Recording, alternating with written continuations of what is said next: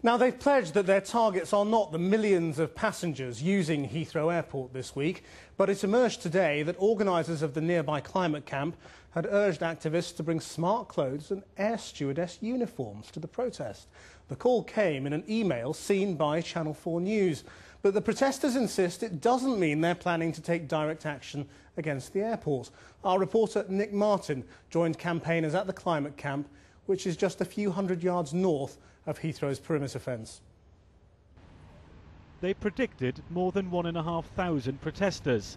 Today they arrived, but in lower numbers. The weather wasn't good, a gloomy sky and soaked ground being blamed for the turnout.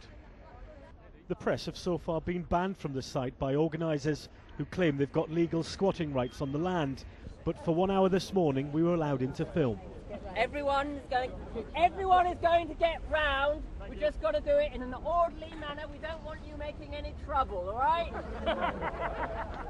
He was serious. Access was under strict conditions, no straying unsupervised. Well, we're beyond the straw line, waiting for our escort to show us through the camp.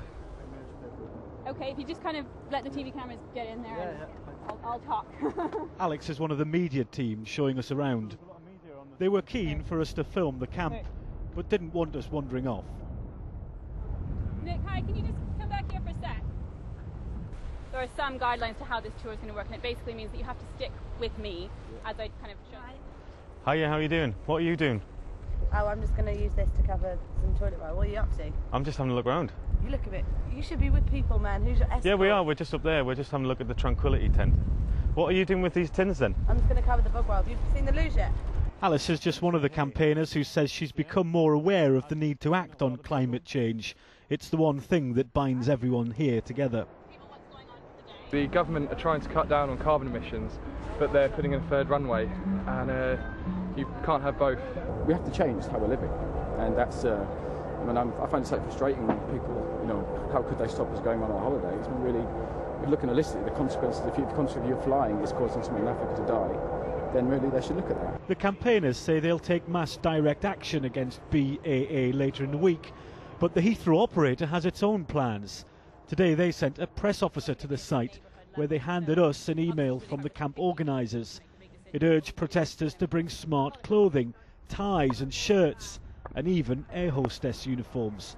The camp admitted the email was genuine, but denies that passengers at Heathrow will be affected by their actions. You are intending to go over the fence and into the terminals? Well, in terms of smart costumes, anyone knows anyone can go into Heathrow wearing... There isn't a dress code for Heathrow, everyone goes there. But what was confusing was why you actually adopted the point of wearing smart office clothes rather than just going like that. Well, smart office clothes is because our quarrel is with the corporations who are pushing climate change in the face of a catastrophe. And office workers work in suits will be targeting corporate targets, so we'll be wearing suits. So it wasn't a case of a disguise to get through the security and possibly carry out some direct action in the terminals? That wasn't your point? No, it's a disguise to get into the corporations like Virgin, like BA, like BAA. Those are the corporate criminals, and we will be targeting them in suits. It's a row which will rumble for a week. The problem for police and passengers is that campaigners aren't saying exactly what they'll do or when. Well, I've been speaking to Mark Bullock, who's the managing director of BAA at Heathrow, and I put it to him that BAA has overreacted to this protest. We have to take very seriously any threats against the airport, and when we see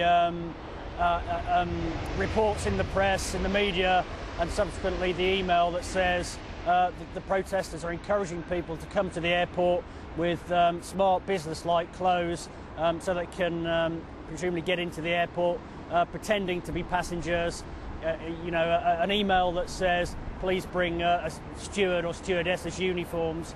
One has to question the motivation of people for doing those kind of things. If the purposes are innocent, that's fantastic. But if they're intending to come to the airport to disrupt our operations, that's irresponsible, it's not safe and it's not secure. Do you not feel that you, BAA, have rather stoked this whole thing? I mean, this is a couple of hundred protesters in a field who nobody really would have paid much attention to if it hadn't been for you trying to stop them and going to court and hyping the whole story up to the level it is at now. I mean, surely this has been a massive own goal. No, not at all. We went to court to try and protect our passengers, the 1.5 million people who use the airport during this week, the 70,000 people that work at Heathrow. But there's no evidence they're under threat. This is a couple of hundred young people who all seem fairly harmless in a field. Except Plain Stupid is an organisation that has, in the past, occupied the runway at East Midlands Airport.